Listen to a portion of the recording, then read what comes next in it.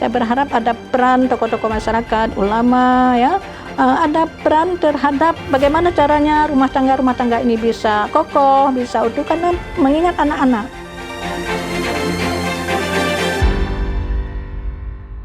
Assalamualaikum warahmatullahi wabarakatuh. Pemirsa PTM yang lagi bahagia dimanapun Anda berada, berjumpa lagi bersama saya Indah Rasikasari dalam podcast PTM. Sudah like, komen, dan subscribe belum? Ayo buruan, biar kita tetap update informasi dari kami. Dan kali ini sudah hadir di podcast PTM, hari ini di edisi ke-10 di tahun kedua, di tanggal 4 Februari 2021, ada Ibu Dr. Anda Hajah Rosmawardani, SHMH. Ibu Ros, panggilan akrabnya, beliau merupakan Ketua Mahkamah Syariah Aceh. Assalamualaikum Ibu Ros. Waalaikumsalam. Terima kasih banyak Ibu waktunya sudah main ke podcast PTM. Ya, Alhamdulillah. Alhamdulillah. Gimana kabarnya Ibu? Alhamdulillah baik. Alhamdulillah sehat ya Bu ya? Sehat. Sehat terus ya Bu? Ya. Amin. Ibu, kita bicara mengenai fenomena keluarga, khususnya yang ditangani oleh Mahkamah Syariah, Ya. itu perkawinan, terus kemudian faktor-faktor yang menyebabkan perceraian, misalkan katanya perselingkuhan dan lain sebagainya. Kalau kita bicara secara keseluruhan nih, fenomena umum yang terjadi di Aceh seperti apa Ibu? Iya, alhamdulillah. Bismillahirrahmanirrahim. Kita lihat memang keadaan rumah tangga masyarakat kita, ya. Masyarakat kita banyak rumah tangga yang rapuh saat ini. Banyak sekali rumah tangga yang rapuh. Setiap tahun itu makin melonjak angka perceraian. Saat ini berarti Bu melihat kalau kita buat melalui angka Ibu, berapa tahun ini kemudian kita sangat rapuh rumah tangga kita? Makin hari makin banyak seperti itu, bukan makin menurun. Jadi masih milenial ini semakin banyak. Ya, semakin banyak kita lihat ya angka-angka perceraian yang walaupun kita sudah berusaha sedemikian rupa janganlah bercerai.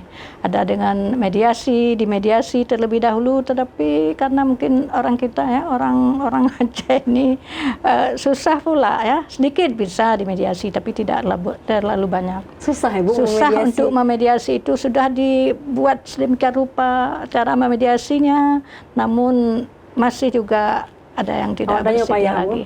Luar biasa, orang Aceh mayoka timbang tingkat enggak melungkop gitu ya. Jadi kalau sudah ke pengadilan umumnya memang sudah parah begitu ya, sudah parah sehingga sedikit yang bisa kita mediasi begitu. Sangat sedikit sangat kalau sedikit, sudah sampai ke pengadilan. Sangat sedikit yang bisa dimediasi. Apalagi kadang-kadang memang banyak juga yang tidak mau hadir kan ke pengadilan, tidak bertanggung jawab. Tapi kalau yang hadir pun tidak banyak bisa kita mediasi. Mungkin karena mungkin inilah penanganan di kampung yang masih kurang. Nanti kita bicara preventifnya Bu ya. Ada kemudian usaha-usaha dari kampung, mungkin apa yang bisa kita kuatkan. Tapi faktor Bu yang kemudian menjadi bermacam-macam faktor. Paling banyak yang terjadi kita simpulkan saja pertengkaran kan, misalnya pertengkaran kan ada sebabnya kenapa mereka bertengkar kan, karena ada perselisihan pendapat, ada bermacam-macam pengaruh ini juga sangat banyak ini. Gak lalong HP. Lalong HP kapang elin tu, lalongan HP sudah marah istri kan, kemudian istri baca macam-macam komentar di WA ini, mungkin ada yang salah paham, ada orang ketiga, ada pihak ketiga, ada bermacam-macam. Pertengkaran Ibu. Kita disimpulkan ke pertengkaran sajalah, karena memang sudah bertengkar mereka, sudah pisah kadang-kadang tidak satu rumah lagi. Kan pertengkaran juga namanya, walaupun mulut tidak bertengkar tapi suasana mereka tidak serumah lagi, sudah pisah-pisah rumah. Suami yang pergi atau istri yang pergi kan seperti itu, karena tidak tahan lagi istrinya. Istri tidak tahan lagi dengan kelakuan suaminya, ya dia pergi. Istri kan sangat menderita misalnya dengan perlakuan suaminya, ya dia pergi pulang ke rumah orang tuanya kan seperti itu. Makanya kita pun tidak melihat istri itu kalau sudah pulang ke rumah orang tuanya itu sudah nusyus, tidak kita lihat seperti itu. Harus kita cari secara mendalam. Kenapa? Faktor apa dia pulang ke rumah orang tuanya? Jadi jangan ditarik langsung kesimpulan kalau sudah meninggalkan suami pulang ke rumah orang tuanya sudah nusyus. Sudah nusyus. Ada juga yang ada juga kan. Tapi komunikasi ini masih bisa kita kuatkan lagi ya Bu, walaupun seperti itu. Iya, seharusnya. Inilah maunya janganlah sampai sudah memuncak baru sampai ke pengadilan kan. Ada penanganan tadi nanti yang akan kita bahas barangkali. Nanti Ibu kita akan bahas mengenai apa yang bisa dilakukan untuk mencegah ya. Mencegah tidak banyak terjadi, tidak melonjak terus angka perceraian. Angka perceraian itu kan. Dulu tahun 2013 saya bertugas di Medan. Saya bayangkanlah walaupun Medan itu penduduknya banyak juga yang bukan Islam kan seperti itu. Tapi hampir-hampir sama. Di Medan sekarang saya tidak tahu lagi sekarang itu 2013 sekitar 2013 5.000 Medan 5.000 juga di sini sekitar 5.000 juga 5.000 ini tahun ini kita 6.000 lebih lah 6.000 lebih. Harusnya faktor Aceh selaku ini yang kita sangat dambakan ya, adanya ketahanan rumah tangga. Bayangkan kalau rumah tangga pecah ini, kalau ada satu keluarga 2 orang anak, bayangkan 6.000 keluarga, berapa orang anak yang terlantar, walaupun tidak terlantar seluruhnya. Anak pasti jadi korban. Anak yang menjadi korban. Inilah yang kita sayangkan. Kenapa? Maksudnya kalau sudah tidak mau lagi, kenapa tidak cepat-cepat? Ini kadang-kadang sudah 2 anak, 3 orang anak. Kan ini yang kita yang perlu seharusnya mendapat perhatian. Jadi pencegahan ini kurang juga di masyarakat kita. Baik Bu, kita bicara pencegahan sekarang Bu. Apa yang bisa dilakukan kemudian dari misalkan keluarga sendiri, komunikasi pihak suami dan istri dari kampung, dari keluarga dulu, dari keluarga kecil, lingkaran pertama, keluarga, lingkaran kedua, kampung dan lain sebagainya. Apa kemudian bisa kita lakukan? Masyarakat banyak yang bisa dilakukan. Ini saya melihat juga ini peran dakwah juga kurang ya dalam pembinaan keluarga. Saya melihat kurang peran dakwah. Saya ikuti ceramah-ceramah, kadang-kadang saya pikir mungkin karena saya membidangi itu kan. Apanya yang kurang? Misalnya kan kenapa tidak ada penceramah-penceramah yang membahas masalah ketahanan keluarga ini. Oke, berarti kenapa kurang bahasan itu. Saya melihat kan adab tidur misalnya yang dibahas, contoh ya, ada adab tidur. Tapi jarang sekali saya dengar ceramah-ceramah itu tentang pembinaan keluarga. Itu penting padahal. Penting sekali kan, keluarga rapuh ya. Kalau ada keluarga yang rapuh, retak, bagaimana keadaan masyarakat kita? Bagaimana keadaan negeri ini? Jadi itu upaya pencegahan sebenarnya dimulai dari keluarga itu sendiri, kemudian meluas dengan keluarga-keluarga kecil mereka, keluarga besar mereka, kemudian lingkar keluarga besar kan termasuk tetangga. Tidak ada istilahnya lagi sekarang. Kalau dulu kan ada istilah kalau ribut jangan tahu tetangga kan seperti itu. Tidak ada boleh. Hanjut tak begah apa tetangga malay kan. Zaman orang ke kantor pengadilan, mahkamah saja malu kan seperti itu, malu tahu tetangga kan seperti itu. Sekarang tidak ada modelnya lagi. Jadi harus ikut campur ini. Berdosa juga tetangga masyarakat sekitar kalau tidak membiarkan keluarga yang seperti itu. Ikut campur dalam arti yang menyelesaikan koridornya ya Bu. Bukan mengapa supaya mereka bubar, bukan. Makin kacau. bukan seperti itu. Makanya disuruh kalau sudah terjadi dalam keluarga itu disampaikan kepada orang-orang yang patut untuk bisa mendamaikan, jangan didiamkan saja. Kan ada juga keluarga kalau diam, tidak ada komentar, tidak ada apa-apa, langsung dia ke pengadilan. Kalau di tingkat pertama misalnya di mahkamah pertama kita bisa melihat wajah siapa yang lebih dominan dalam keluarga ini sehingga timbul percekcokan ini. Dominan yang membuat kacau ini istri atau suami kan? Kita lihat wajah istri memang tertekan. Jadi kekerasan itu kan kekerasan fisik, psikis, bukan kekerasan itu dipukul itu kekerasan, bukan dipukul. Tidak hanya itu ya Bu. Tidak nyaman kan seperti itu kan kekerasan juga. Jadi kita lihat wajah istri misalnya atau wajah suami. Banyak mana Bu wajahnya yang muram Ibu? Banyak istri lah. Ini angka perceraian pun banyak istri yang menggugat banyak istri yang menggugat. Cukup banyak istri yang menggugat. Faktornya tadi pertengkaran tadi. Karena pertengkaran, karena tidak satu hati, tidak nyaman ya. Tidak juga pendekatan agama kurang, kemudian ada masalah tidak mau diselesaikan. Padahal kan dianjurkan kalau ada masalah dalam keluarga jangan bawa untuk esok hari, harus selesaikan malam ini juga, kan Poin seperti penting, itu. Bu. Ibu Ketua bilang kalau Iya. ada masalah jangan bawa besok, Jangan selesaikan bawa, hari selesaikan malam ini selesaikan ini, Bu, malam ini juga. komunikasi ya, Bu ya. Iya, selesaikan Komunikasi. bicarakan mana yang tidak senang. Makanya sebelum mulai berkeluarga itu susun dulu visi dan misi keluarga. Dari Ibu Ketua Ini Divisi kan- Misi Keluarga. Ini ya, Bu. enggak, Poin kalau penting. di lembaga, di tempat lain, buat visi misi. Dalam keluarga ada orang yang buat visi misi. Apa visi? Apa misi keluarga ini? Kemana yang akan kita bawa keluarga ini? Harus ada tujuan. Harus ada tujuan. Tapi kadang-kadang anak-anak kita sekarang makin anak-anak ini kan keluarga-keluarga muda yang banyak. Ada juga yang tua kan yang rapuh. Tapi yang banyak kan yang muda-muda. Banyak keluarga muda. Banyak sekali yang muda-muda. Jadi banyak sekali yang muda-muda. Ini ada perkara dispensasi kawin sampai hampir 1.000. Itu seperti apa itu dispensasi 900 kawin? sekian, tapi umumnya di kita bagus lah, hanya 1, 2, 3 yang mungkin karena kecelakaan macam-macam kan. Umumnya kita karena belum mencapai umur 18 tahun. Itu faktornya dispensasi kawin tadi, Bu ya. Iya, tapi ada juga 1, 2, 3 yang mungkin karena sudah hamil duluan, kan seperti itu kan. Angkanya banyak, Bu, kalau di Aceh. Itulah hampir 1.900 berapa, seingat saya situ. Dan itu 900 faktor lebih. juga untuk perceraian tinggi, Bu. Bisa jadi karena tidak siap. Keluarga-keluarga ini menikah tidak siap. Ya, orang tua menikahkan anaknya tidak siap, tidak mempersiapkan anaknya bagaimana dia nanti membentuk suatu keluarga. Kan tidak ada persiapan sebelum menikah, itu sangat kurang. Yang dipersiapkan pesta besar, pelaminan mewah, Itu kan? hanya fisik ya, Bu? Kan Fisik, tidak ya? ada yang dipersiapkan bagaimana anaknya ini dia akan berhubungan dengan orang lain, anak laki atau perempuan. Dia akan berhubungan dengan orang lain. Tidak sama dulu hidup dengan ayah ibunya sendiri, dengan saudara-saudaranya. Ini kan akan bertambah saudara-saudara yang lain, saudara suami, ayah suami, ibu suami, atau sebaliknya. Baik.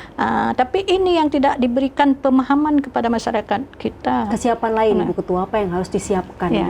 Bu, menuju Ya. ketahanan keluarga, Ibu? Itulah tadi kan ada persiapan sebelum menikah, itu harus ada persiapan.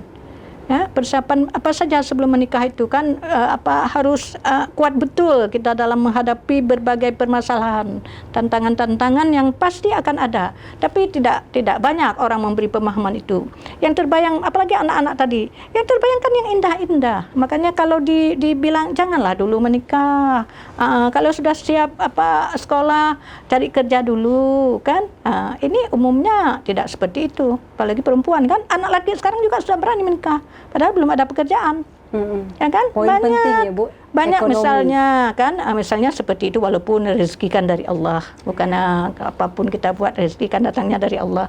Tapi usaha merasa bahwa dia akan bertanggung jawab nanti itu tidak ada. Bagaimana saya mengurus orang lain sementara saya sendiri masih bergantung dan orang tua saya, kan seperti itu.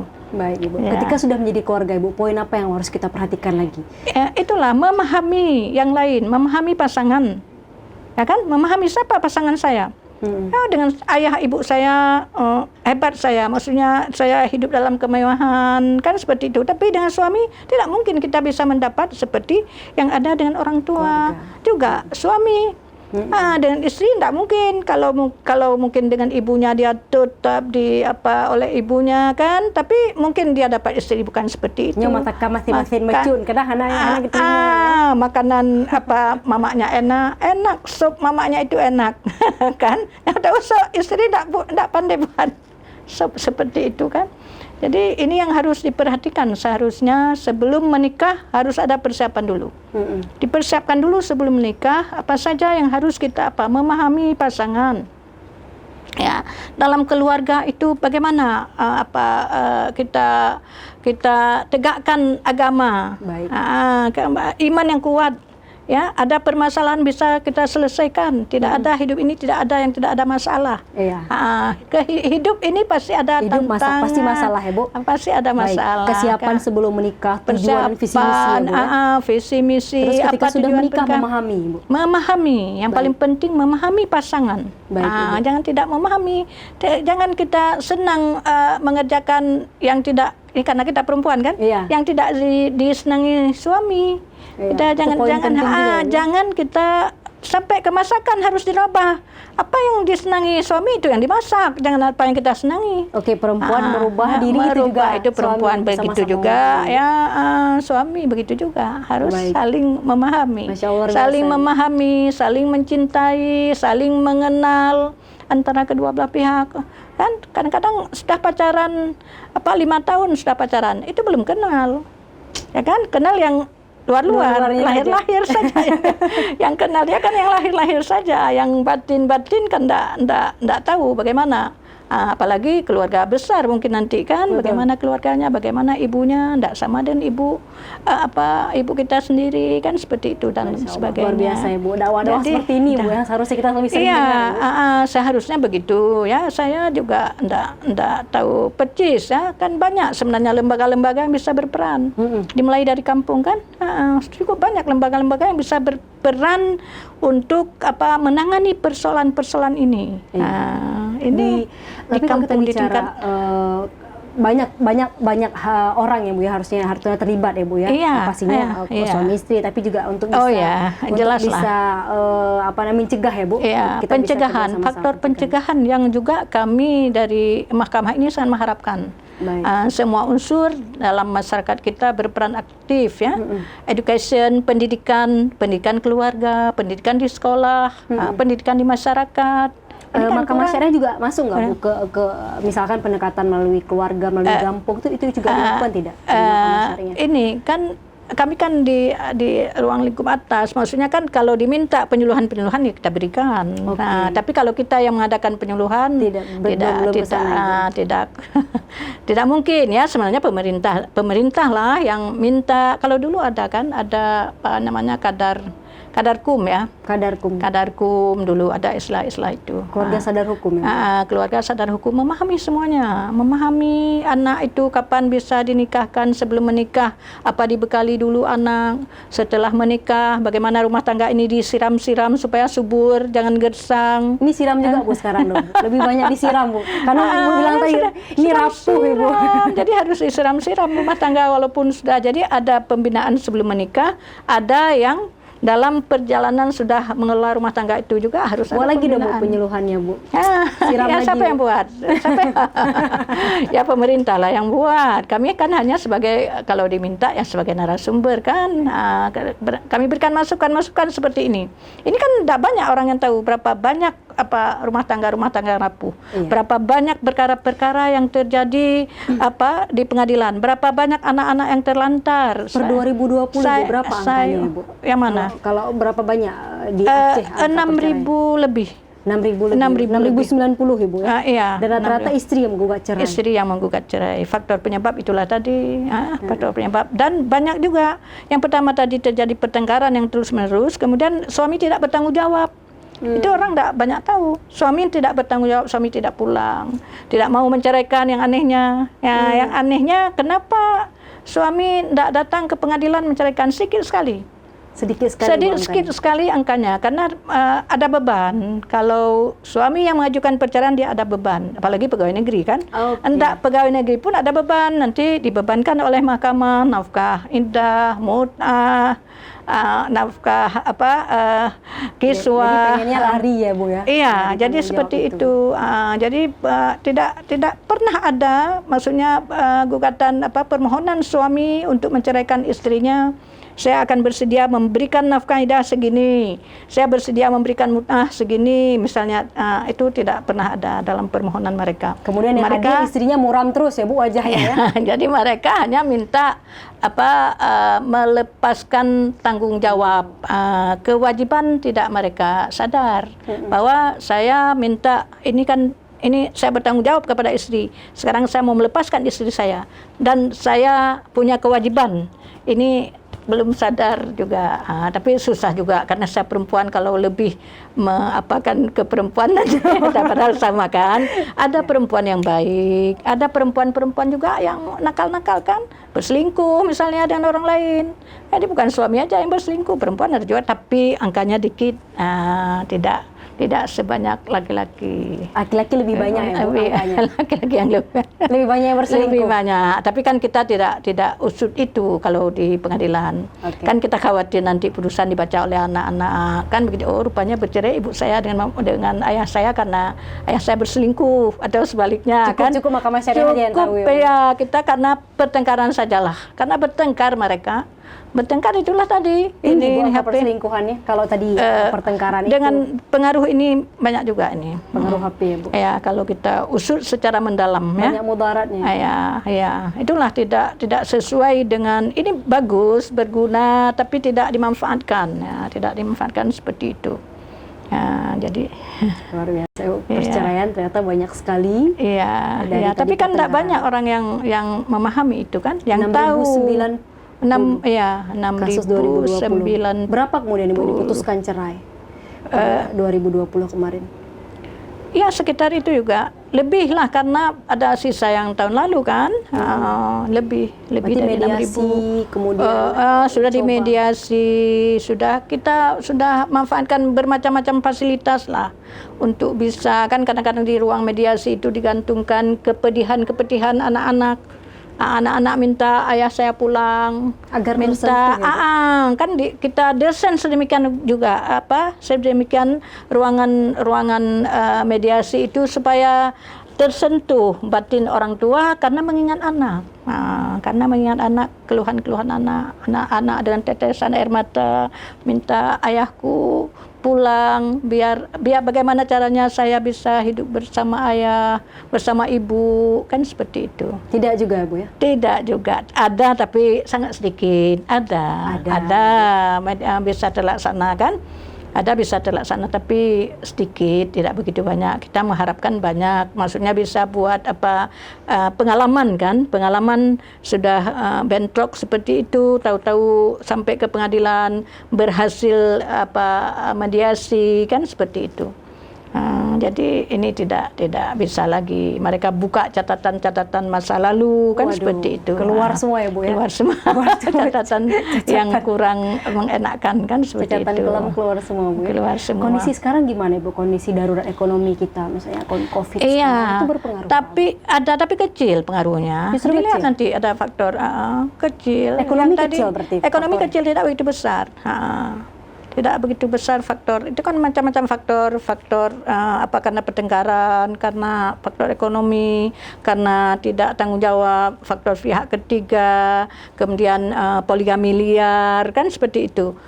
Tapi itu tidak begitu banyak. Berarti misalnya kalau untuk COVID justru sedikit. Cuman ekonomi tidak begitu banyak. Saya lihat 2020 itu faktor penyebab karena ekonomi tidak begitu banyak. Orang kan begini, yang penting ini kan nyaman, walaupun orang makan makan ikan asin tapi bahagia kan. Belum mana mau jadi bahagia. Iya kan bahagia. Dengan daun ubi rebus bisa bahagia kan, walaupun sebelah rumah mungkin ya aromanya lebih harum tapi belum tentu bahagia itu kan relatif sekali kan. Sangat-sangat relatif bahagia itu. Jadi inilah yang penting kita tanamkan kepada masyarakat kita, bagaimana mengupayakan agar rumah tangga ini langgeng. Dan usaha-usaha tadi, peran PKK, peran masyarakat kampung, dinas kampung, itu harus berperan aktif. Semua harus diperkuat ya, harus diperkuat semuanya. Ini sekarang inilah kenyataan yang kita hadapi. Kurang penyuluhan kepada masyarakat bisa jadi juga kan. Bagaimana caranya memberikan pendidikan keluarga, seperti saya katakan tadi, bagaimana cara membina rumah tangga ini. Bagaimana cara mendidik anak-anak. Kadang-kadang persoalan anak-anak juga ribut kan. Persoalan anak juga ribut, istri menyalahkan suami menyalahkan istri, jadilah keributan. Bisa jadi. Penting punya tujuan ya Bu ya. Iya. Ibu pesan Ibu dong Bu untuk keharmonisan keluarga, untuk ketahanan keluarga kita seperti apa Ibu, silakan. Iya. Maksudnya kita berharap ya keluarga kita di Aceh, di bumi syariah ini ya langgeng-langgeng lah semuanya. Itu harapan kita ya Bu ya. Tapi kita berharap kan begitu kan, kita berharap apa yang sudah diikrarkan waktu menikah itu bisa berlanjut, bisa terus-menerus rumah tangga harmonis, rumah tangga dalam kedamaian, kan? Karena itu yang diharapkan ya, diharapkan oleh Rasulullah. Allah mengharapkan ya, Allah mengatakan aku tidak meminta sesuatu apapun kecuali kebahagiaan dalam keluarga, kan seperti itu, bahagia dalam keluarga. Allah tidak meminta upah macam-macam. Yang diharapkan keluarga-keluarga harmonis, sakinah, mawaddah, kan seperti itu. Kita harapkan seperti itu. Kita harapkan karena apa? Dengan retaknya keluarga, retak masyarakat. Retak masyarakat, retaklah bumi ini. Kalau masyarakat sudah retak, gimana kan? Jadi kita berharap juga penanganan di kampung itu harus kuat. Okay. Diusahakan. Kan kalau zaman dulu saya kecil-kecil teringat saya, kalau ada bawa ke Menasah, didamaikan di Menasah, kan jarang sekali dulu orang yang ke pengadilan, ke mahkamah. Sangat jarang karena kuat, ada sedikit terjadi bentrokan didamaikan oleh orang tua kampung. Itulah peran orang tua kampung. Sekarang udah ada, bukan sekarang ya, PKK udah zaman dulu saya pun tidak ngerti lagi apa, masih ada Pokja itu kan. Itu peran Pokja di PKK itu seperti itu. Kenapa sekarang yang lain-lainnya cukup berperan dengan ada uang desa? Kenapa kerukunan masyarakatnya itu yang paling penting? Justru kita harus kuat, lebih kuat. Kemana lari suami? Masa kepala desa tidak tahu? Kalau datang istri ke pengadilan, tidak tahu, tidak diketahui alamatnya di Indonesia. Itu komentar kalau ditanya komentarnya seperti itu. Masa tidak tahu, kepala desanya tidak tahu? Kan harus tahu juga keadaan masyarakatnya. Perhatian tokoh-tokoh masyarakat harus ada terhadap keluarga yang ada di desanya. Ini dimulai dari desa dulu, kemudian naik sampai ke tingkat iyalah kalau mahkamah kan tingkat kabupaten. Iya. Terima kasih banyak Ibu sudah berbagi. Ibu, ini sangat kita harapkan sekali wejangan-wejangan seperti ini ya Bu ya. Kita saya berharap juga, maksudnya kan penceramah-penceramah kita mengisi dengan ini yang lebih banyak. Ibu sering-sering main ke podcast PHTM ya Bu ya. Kita sering-sering cerita ya Bu. Insya Allah. Kita butuh kapan-kapan ya, insya Allah ya. Pesan-pesan ketahanan keluarga seperti ini. Iya, saya berharap itulah. Saya berharap ada peran tokoh-tokoh masyarakat, ulama ya. Ada peran terhadap bagaimana caranya rumah tangga ini bisa kokoh, bisa utuh, karena mengingat anak-anak. Kalau bayangkan tadi 6.000 keluarga yang bubar, berapa? Satu keluarga, kita tidak hitung yang tidak ada anak, kita tidak hitung yang anak 5, tapi 2 orang saja anak dalam satu keluarga. Berapa banyak anak-anak kita? Bagaimana dunia ini nantinya? Ya. Terima kasih banyak Ibu Ros. Iya, sama-sama. Terima kasih banyak sudah main ke podcast PHTM. Iya. Sehat-sehat terus ya Ibu. Iya. Semoga kita berharap ketahanan keluarga kita di Aceh khususnya di Umroh Syariah. Iya.